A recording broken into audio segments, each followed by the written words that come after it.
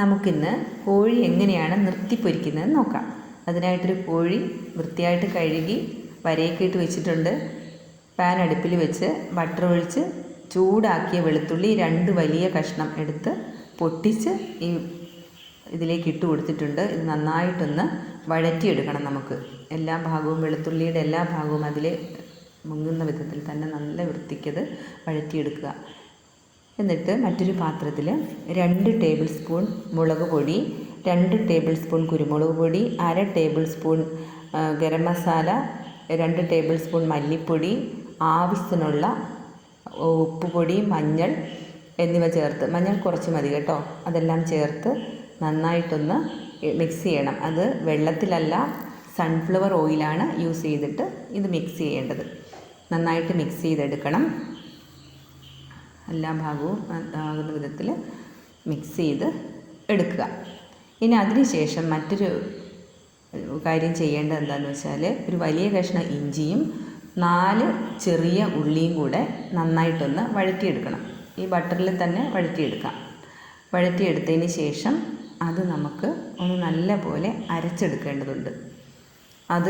അതിന് വേണ്ടി ആദ്യം തയ്യാറാക്കി വെച്ച കൂട്ടിലേക്ക് ഈ വഴറ്റി വെച്ച ഇഞ്ചി ഉള്ളിയെല്ലാം കൂടി ഇട്ട് നമുക്ക് മിക്സിയിൽ ഒന്ന് നന്നായിട്ട് അരച്ചെടുക്കാം. ആ വെളുത്തുള്ളിയില്ലേ, ആദ്യം ഉണ്ടാക്കിയ വെളുത്തുള്ളിയാണ് ഈ കാണുന്നത്. ഇതിലേക്ക് നമ്മൾ ആക്കി വെച്ച ആ കൂട്ടും കൂടെ, ഇഞ്ചി ഉള്ളിയും കൂടെ വഴറ്റിയെടുത്തില്ലേ, അതും കൂടെ ആദ്യം ആക്കി വെച്ച മസാലയിൽ ചേർത്ത് നന്നായിട്ടൊന്ന് അരച്ചെടുക്കേണ്ടതുണ്ട്. ഒന്ന് റെഡിയാക്കി എടുക്കാം. ഇതുകൂടിയാണ് നമ്മൾ കോഴിയിലേക്ക് മിക്സ് ചെയ്യേണ്ടത്. കണ്ടോ, നന്നായിട്ട് അരച്ചെടുത്തിട്ടുണ്ട്. ഇതൊന്ന് നമ്മൾ നേരത്തെ വരയിട്ടൊക്കെ റെഡിയാക്കി വെച്ച ആ ചിക്കനിലേക്ക് പുരട്ടി കൊടുക്കണം. എല്ലാ ഭാഗത്തും എത്തണം കേട്ടോ. പുരട്ടുമ്പോൾ അതിൻ്റെ ഉള്ളിലേക്ക് തൈരും കൂടെ, ഒരല്പം തൈരും കൂടെ ചേർത്തിട്ടാണ് ഞാനിത് മിക്സ് ചെയ്തത്. എന്നിട്ട് ഇതിലേക്ക് എല്ലാ ഭാഗത്തും എത്തുന്ന വിധത്തിൽ നന്നായിട്ട് മിക്സ് ചെയ്തെടുക്കണം. എന്നിട്ട് ഒരു അരമണിക്കൂർ വെച്ച് കേട്ടോ, അരമണിക്കൂർ വെക്കണം, എന്നാലേ അതെല്ലാം നന്നായിട്ട് പിടിക്കുകയുള്ളൂ. അതിന് ശേഷമാണ് നമ്മുടെ പണി തുടങ്ങാൻ പോകുന്നത്. അതിന് വേണ്ടി ഒരു കുക്കർ അടുപ്പിൽ വെച്ച് അതിന് സൺഫ്ലവർ ഓയിൽ തന്നെ യൂസ് ചെയ്തിട്ടുണ്ട്. ആവശ്യത്തിന് ഒഴിക്കുക.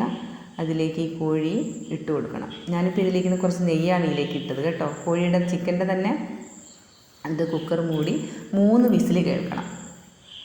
3 വിസിലാണ് വേണ്ടത്. അപ്പോഴേക്കും ഇങ്ങനെ വെന്ത് കിട്ടും. ഈ വെന്തതിൽ ഇനിയുണ്ട് കുറച്ചൊരു പണി കേട്ടോ.